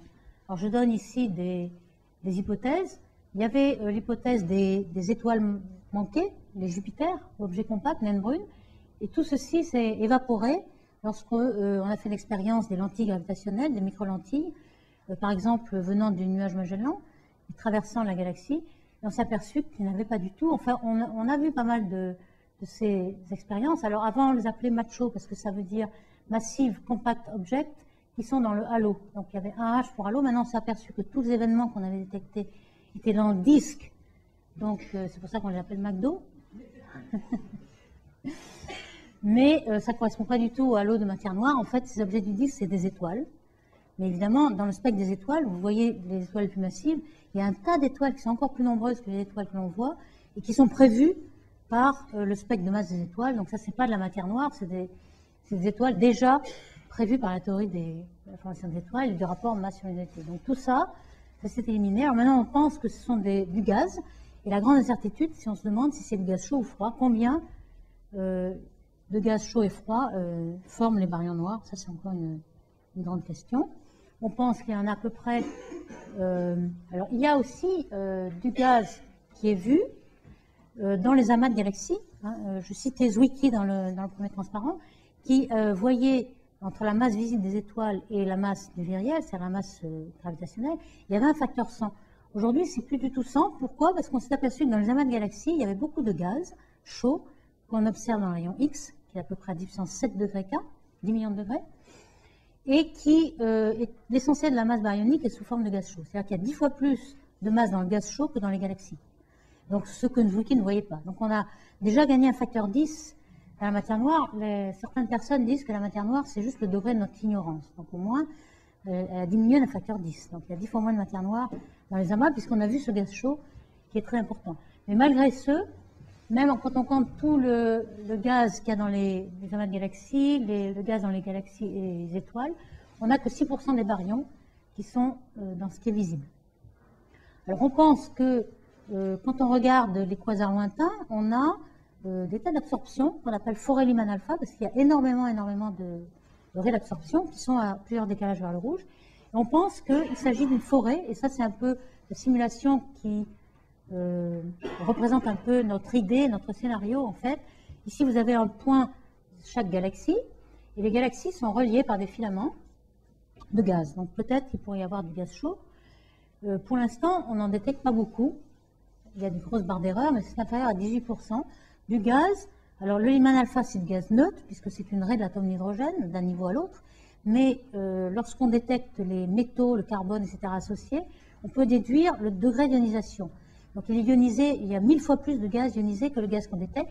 Et malgré ce, ça fait quand même inférieur à 18% de tous ces baryons. Et puis, donc tout ça, il y a, même en mettant le gaz très très chaud, la plupart encore de ces baryons ne sont toujours pas détectés. Donc ça, c'est encore un problème. Voilà par exemple la détection en absorption de gaz très très très chaud qui représente quelques pourcents de ces baryons non vus. Il y a aussi quelque chose qui permet de détecter la nature de ces baryons manquants, c'est que lorsque vous faites les courbes de rotation des galaxies, alors je reviens parce qu'on va voir des développements de ce principe-là. Ici, vous avez toute une série de courbes de rotation, comme je vous ai montré au début.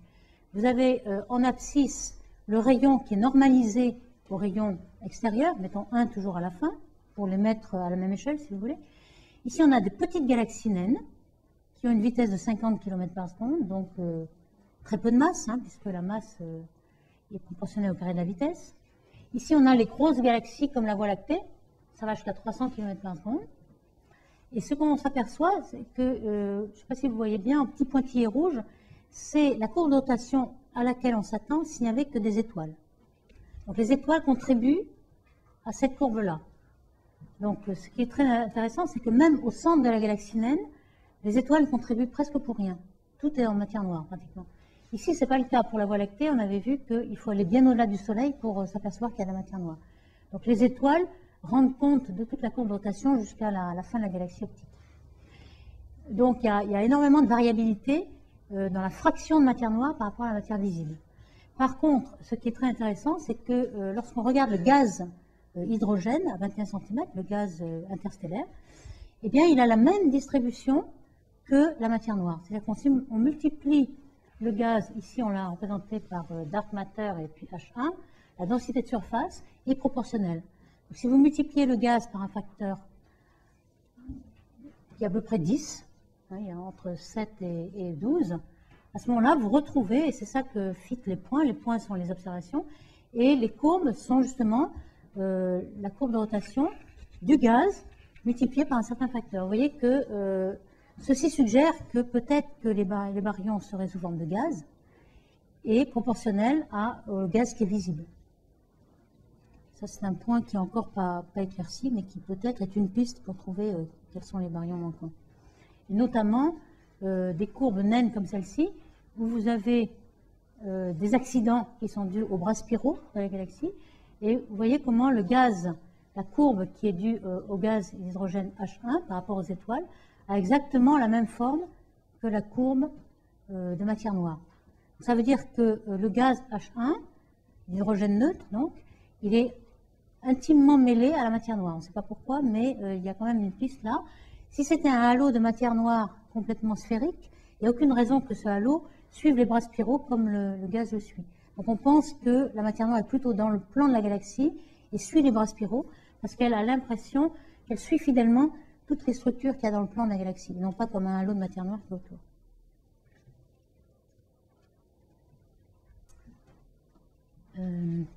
Bon, alors, ce gaz-là, je ne sais pas si j'ai le temps là vraiment, mais parce que j'aimerais développer un peu plus d'autres modèles à la fin, mais on pense que il se pourrait qu'il y ait beaucoup de gaz donc froid. Alors froid, pourquoi on ne le voit pas sous forme d'hydrogène atomique? Eh bien, simplement peut-être qu'il serait sous forme d'hydrogène moléculaire. Alors il faut savoir que l'hydrogène moléculaire, à l'état de la température du milieu interstellaire qui est de l'ordre de 10 à 20 degrés K, est complètement invisible. Ça peut paraître bizarre, mais il ne rayonne pas. vu que c'est une molécule qui est symétrique, donc il n'y a pas de dipôle, il faut qu'il rayonne par les quadrupôles, et que le premier niveau qui pourrait rayonner est à 500 degrés K. Donc le milieu interstellaire étant entre 10 et 20 K, vous avez un candidat pour une matière noire, baryonique, totalement parfaite, disons. Vous avez quelque chose qui ne rayonne pas du tout.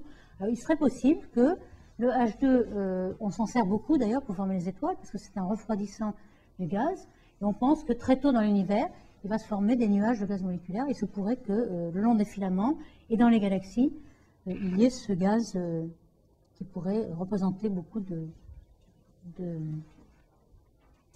matière justement dans les filaments noirs mais baryoniques. Alors voici un peu ce qui se passerait autour de chaque étoile qui va se former. Hein.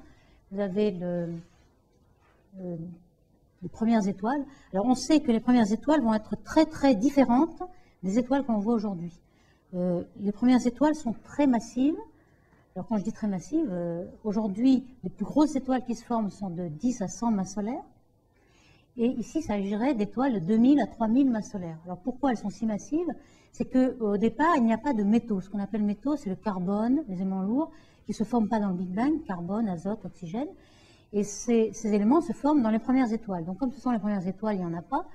Et donc ces éléments sont des très grands refroidissants et permettent de diminuer la masse instabilité, la masse de Jeans. Donc dès qu'il y a formation de carbone, atomes d'azote et oxygène, à ce moment-là, vous réduisez votre masse maximale d'étoiles à 10 ou 100 masses solaires. Ici, ce qu'on fait, c'est qu'on forme des étoiles de 3000 masses solaires et on attend de voir ce qu'elles ionisent autour. Donc voici un peu les calculs. Ici, vous avez un schéma très rapide. Ici, vous avez une simulation numérique de cette réionisation que l'on espère bientôt observer en regardant justement, avec les télescopes dont je vous parlais tout à l'heure, le SCAD de millions de mètres carrés, l'hydrogène neutre à ces époques-là. Alors, maintenant, je vais me concentrer sur, je vous avais dit que le modèle le plus développé aujourd'hui, qui est le modèle énergie noire et puis matière noire froide, qu'on appelle cold dark matter, donc CDM, il marche très très bien à grande échelle. D'accord, je vais aller vite. Donc, je vais faire juste le bilan de tous les gros problèmes qui nous restent à résoudre. Il y a, le modèle de CDM ne marche pas du tout à l'échelle des galaxies. Voilà, c'est le gros problème. Il marche bien à grande échelle, les amas de galaxies, etc. Mais à petite échelle, lorsqu'on fait des simulations, et c'est facile de les faire parce qu'il n'y a que la gravité, on fait des simulations d'effondrement de la matière noire, et ce qu'on prédit, c'est d'énormes concentrations de matière noire dans les galaxies qui forment comme une plus speed, un pic de densité, et on ne le voit pas. Donc il est prédit dans les simulations, on ne le voit pas. On voit des disques de baryons qui se forment beaucoup trop petits, simplement parce que toute la rotation des galaxies est perdue sur la matière noire, et puis énormément de petits halos. Donc je vais vous présenter quelques illustrations de ces échecs-là. Hein. Alors voilà par exemple ce qui est prédit par les simulations dans la densité en fonction du rayon de la matière noire qui se concentre dans les galaxies, donc à l'échelle de la Voie lactée par exemple. Donc voici ce qui est prédit et voici ce qu'on observe. Et donc ça c'est quelque chose qui est bien établi maintenant. Donc ça je vais passer un petit peu parce que je n'ai pas beaucoup de temps. Je vous montre ce qui est très facile à voir aussi. Dans une simulation numérique, par exemple, vous commencez à un décalage 50, 10, 3, 1, 0, 5 et 0, donc là, une séquence temporelle. Vous voyez les structures qui se développent peu à peu. Elles forment ces filaments que vous voyez aussi dans les observations. Et vous voyez que pour une galaxie comme la nôtre, la Voie lactée, une galaxie géante, il est prédit 400 petits satellites, typiquement. Là, vous voyez 400 petits points ici. Or, autour de la Voie lactée, on observe une douzaine de satellites. On en a observé beaucoup récemment, le petit chien, Sagittarius, etc. Mais de cette masse-là, il n'y en a que 12. Après, tout ce qu'on va découvrir va être beaucoup plus petit. Donc, ça ne marche vraiment pas. C'est-à-dire qu'on n'a même pas la distribution en masse de tous les satellites qui devraient se trouver autour des galaxies. Donc, on a vraiment des échecs. Le CDM ne marche pas à petite échelle. Il marche à grande échelle, mais pas à petite échelle. Donc, il y a beaucoup d'autres solutions qui sont prévues. Et je vais vous en présenter une dans les minutes qui me restent là, puisque on a essayé, sans changer la gravité, d'ajouter plein de matière noire et d'énergie noire. Certaines personnes se disent pourquoi on ne modifierait pas la loi de la gravité et on n'aurait plus besoin d'introduire de matière noire. Après tout, c'est aussi spéculatif d'introduire de matière noire qu'on ne connaît pas et qu'on n'a pas vue que de changer la gravité. Alors, est-ce que ça tient? Ça, c'est une modification qui a été faite il y a un peu plus de 20 ans, 1983, et notamment en se basant sur les galaxies. Alors ici, vous avez soit un halo disque de gaz, mais vous avez aussi, je pense ici dans la toute précédente, là je reprends aussi une autre galaxie, si vous, en gros, la modification de la loi de gravité qu'il faut faire, ce n'est pas au bout d'un certain rayon, je change la loi, la constante G de gravité, ça ne marche pas du tout, parce que les galaxies ont des tailles différentes.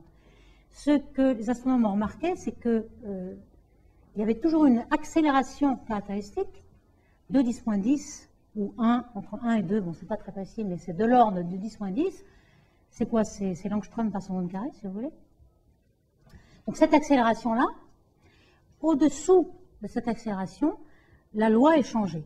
Hein, c'est-à-dire que l'accélération modifiée, on va l'appeler monde pour modifier, hein, Modified Newton Dynamics, M pour monde, la loi ne va plus être linéaire, mais en racine carrée. Donc au lieu d'avoir Gm égale Gn newtonien, vous avez cette fameuse A0 qui est une constante, et vous prenez la racine carrée ou la moyenne géométrique entre A0 et Gn.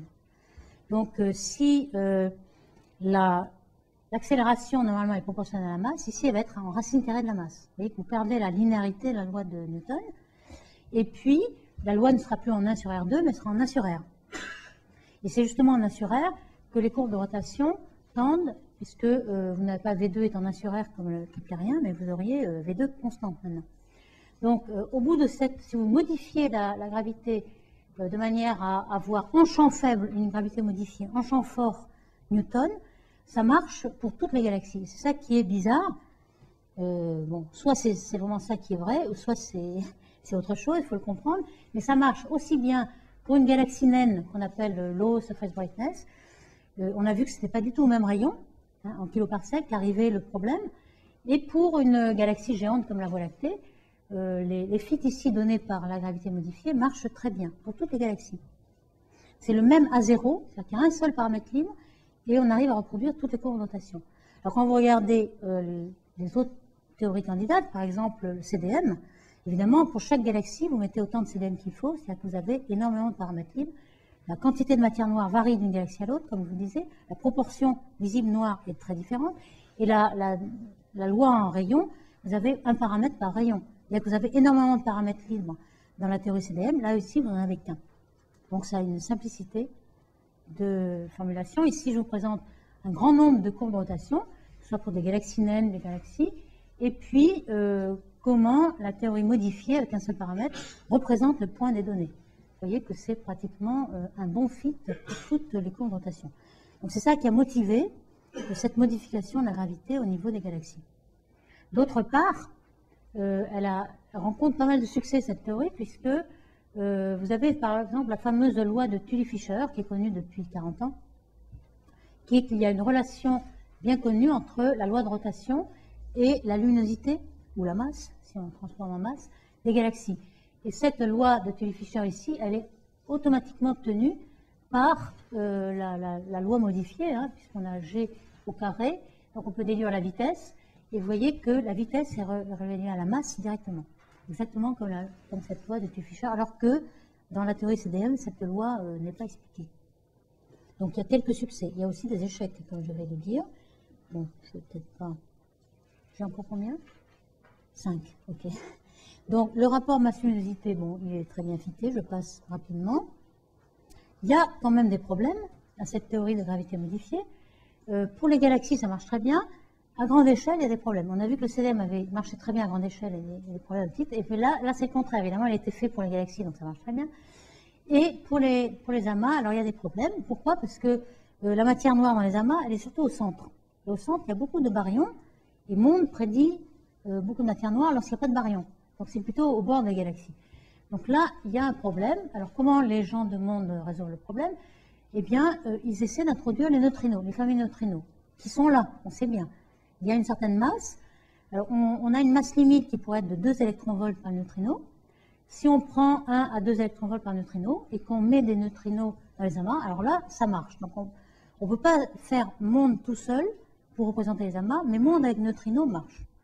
Bon, là maintenant, la masse de neutrinos, on ne la connaît pas, mais dans un an ou deux, il y a des expériences comme Catherine, par exemple, qui vont nous donner avec précision la masse de neutrinos. Alors, si ça marche, Bon, au moins, les neutrinos, on connaît la particule. La particule a été détectée, les neutrinos. Le CDM, on ne sait même pas qu'est-ce que c'est que la particule. Donc, il y a un bon point d'un côté et un mauvais point de l'autre. Par exemple, les amas, voici, si on a Newton, monde, on voit qu'on corrige un petit peu, mais tout n'est pas corrigé. On n'arrive pas à reproduire toute la masse dynamique dans les amas. Il y a un exemple très intéressant qui a été découvert récemment, c'est une collision d'amas de galaxies. Alors, vous avez deux amas de galaxies ici. Cet amas-là, il est représenté par les galaxies en blanc, c'est la photo optique. Donc vous voyez qu'il y a un amas de galaxies ici, et un petit amas de galaxies là. Le bleu, qu'est-ce que c'est que le bleu? C'est la carte de la matière noire, par les lentilles gravitationnelles, comme je vous l'ai montré au début. Donc on a des lentilles, on a des arcs, etc. On en déduit la matière noire, masse totale. C'est juste la masse qui dévie le rayon lumineux. Donc la masse totale est là. Et puis en rouge, ce qu'on a ici en rouge, c'est le gaz X qui est vu par les satellites Chandra ou XMM, le gaz très chaud à 10 millions de degrés. Alors ce gaz est très intéressant parce que de façon baryonique, c'est toute la masse, c'est pratiquement l'essentiel de la masse baryonique qui se forme de gaz chaud. Mais ce gaz chaud, comme c'est du gaz homogène, dans le choc de deux amas, ici, cet amas-là est passé au travers. Il arrive d'ici et puis plouf, et puis il se retrouve comme ça, si vous voulez. Et on voit que le gaz est stoppé. Les galaxies ne se voient pas. Les galaxies, c'est des points. Donc les galaxies se traversent sans se voir. Enfin, il y a la gravité, mais il n'y a aucun choc. Par contre, le gaz chaud, lui, choque. Et vous voyez un peu, il y a même une espèce d'onde de choc en arc, là, qui est typique de gaz, qui font une onde de choc à la traversée. Donc, il y a eu séparation, si vous voulez. C'est une façon de séparer la matière baryonique de gaz avec les galaxies qui sont parties. On a, pour une fois, dissocié le gaz chaud, qui est hors d'équilibre, bien sûr. Après, il va retomber dans les puits potentiels là-bas, mais pendant un moment, ils sont en rééquilibre. Donc les théoriciens de CDM sont dit, oh, c'est formidable, on sait maintenant où est la matière noire et la matière baryonique. Ça va certainement pas marcher avec monde, puisque toute la masse est là, alors que la masse baryonique est là. Et quand on regarde de près, en fait, ça marche bien, parce qu'évidemment, il y a ces fameux neutrinos, que dans les amas, on sait qu'on doit mettre des neutrinos, qui correspondent pour le tiers de la masse. Et lorsqu'on met les neutrinos plus les baryons, finalement, on retrouve, ici on a quand même une petite déformation de masse totale, et monde marche très bien aussi. Donc malheureusement, on n'a pas pu distinguer, en tout cas par la modélisation de la masse totale par rapport aux vitesses et au gaz chaud. Par contre, la vitesse relative des deux galaxies est énorme, à peu près 4000 km par seconde, en tout cas pas des galaxies, mais du gaz chaud ici, pour former ce choc. Ce choc est fonction de la vitesse, c'est de la physique relativement facile à faire.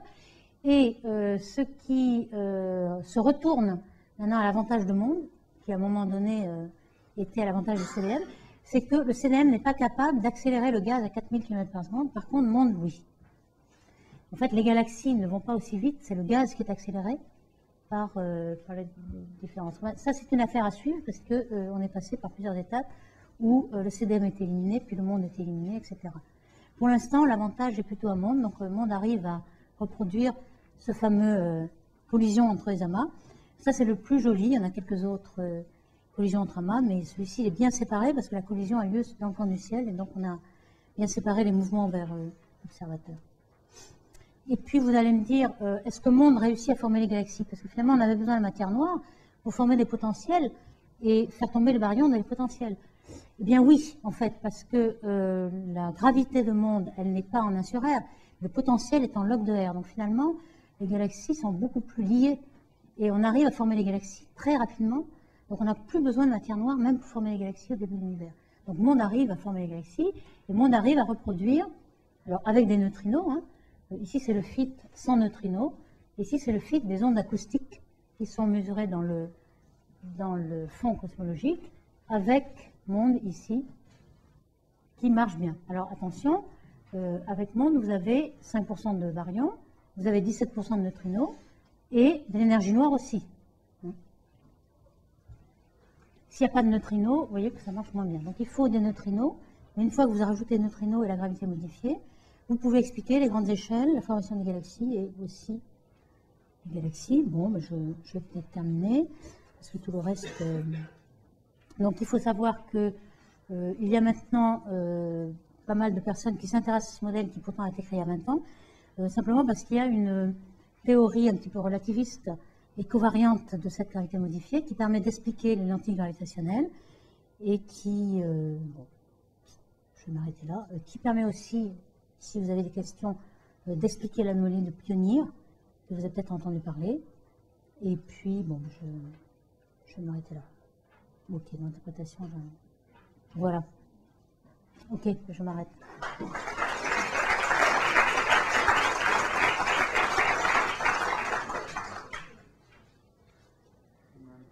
Quelques questions.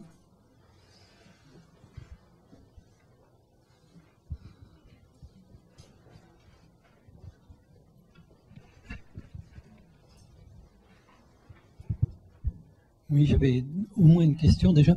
Quand on calcule le rayon de Jeans, on l'applique bien évidemment avec Newton. Est-ce que ça, on a le même genre de raisonnement avec monde? Oui, c'est différent. C'est différent. C'est-à-dire que tout dépend. Si l'accélération est forte, on revient à Newton.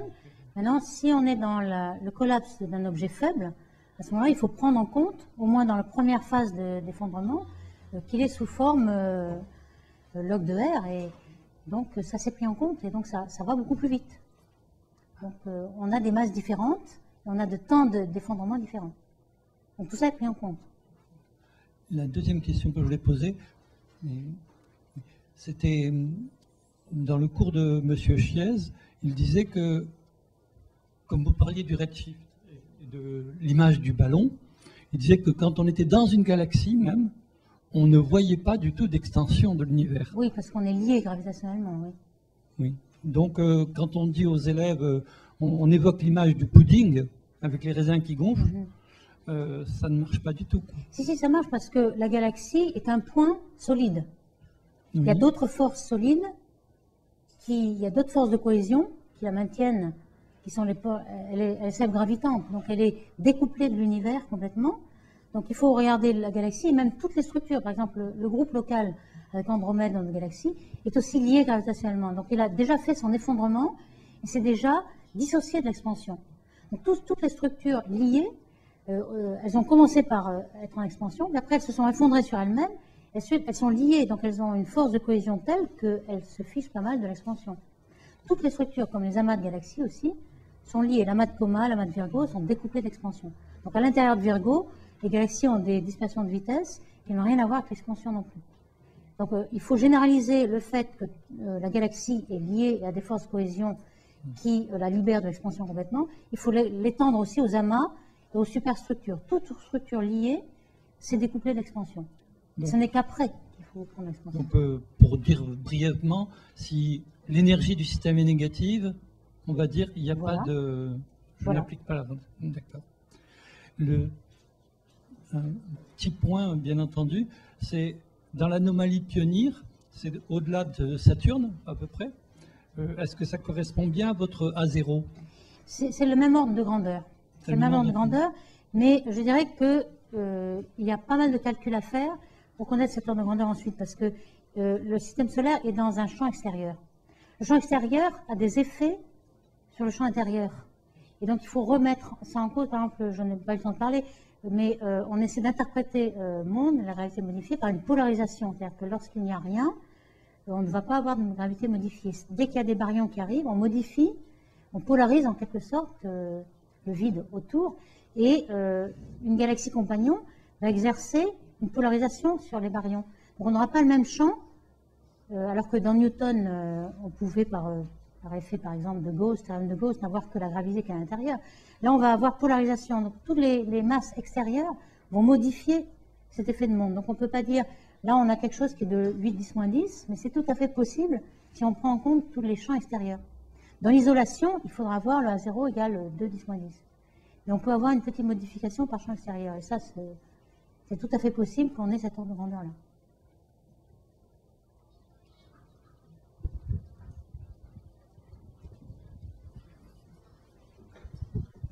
Dans les modèles les plus récents, quelle serait la contribution de la force de Casimir à l'énergie sombre? Alors ça n'a très peu de... Enfin, Là, c'est quelque chose qui est complètement mal connu. Hein. Quand on regardait toute la théorie quantique, par exemple, ce que prédisaient les théories quantiques sur cette énergie sombre, ils prévoyaient des ordres de grandeur au-dessous, peut-être 100 ordres de grandeur en dessus. Donc ça, on n'a pas compris. Il y avait une question de renormalisation de quelque chose. On n'a absolument rien compris. Donc, on pense qu'il y a quelque chose d'autre. Alors, pour l'instant, ce n'est pas encore déterminé. On ne sait pas si c'est une constante cosmologique. Simplement, les équations d'Einstein, on peut rajouter une constante. Elle devrait être constante dans le temps. Pour l'instant, toutes les expériences qui vont être lancées dans les années futures vont justement s'efforcer à mesurer l'équation d'état de cette constante cosmologique pour savoir si c'est constant en fonction du temps ou si ça varie vraiment avec le temps et si c'est une quintessence, un autre élément. Il se pourrait, jusqu'à présent, il n'y a pas eu d'écart mesuré à la constante cosmologique. C'est on ne peut pas dire que ce soit une quintessence, ça pourrait très bien être constante cosmologique. On ne sait même pas ce que c'est, mais pour l'instant, on a 10% d'erreurs dans cette équation d'état. On aimerait avoir 1% d'erreurs pour justement distinguer entre les diverses théories, mais ça va être en 2015 et 2020. Est-ce qu'il y a une dernière question éventuellement? Oui. Attendez. Oui, vous avez parlé de la matière noire et l'énergie noire. Qu'est-ce qu'on en dit? L'énergie noire, donc, c'est le sujet qui est le plus spéculatif parce qu'il y a énormément de théories. Il en sort peut-être 2 ou 3 par jour de champs scalaires. Alors, il faut dire, je ne l'ai pas dit, mais Monde prédit des champs scalaires dans la théorie récente tenseur-vecteur scalaire. Il y a un champ scalaire qui explique l'énergie noire en même temps. Donc, c'est la même théorie qui expliquerait, qui rendrait compte du phénomène matière noire, sans matière noire, et de l'énergie noire. Donc, il suffirait de prendre... Il y a quand même quelque chose d'autre qu'on rajoute, un champ scalaire, et puis ce champ scalaire est uniquement contraint par les observations, donc par les observations de matière noire, d'énergie noire, etc.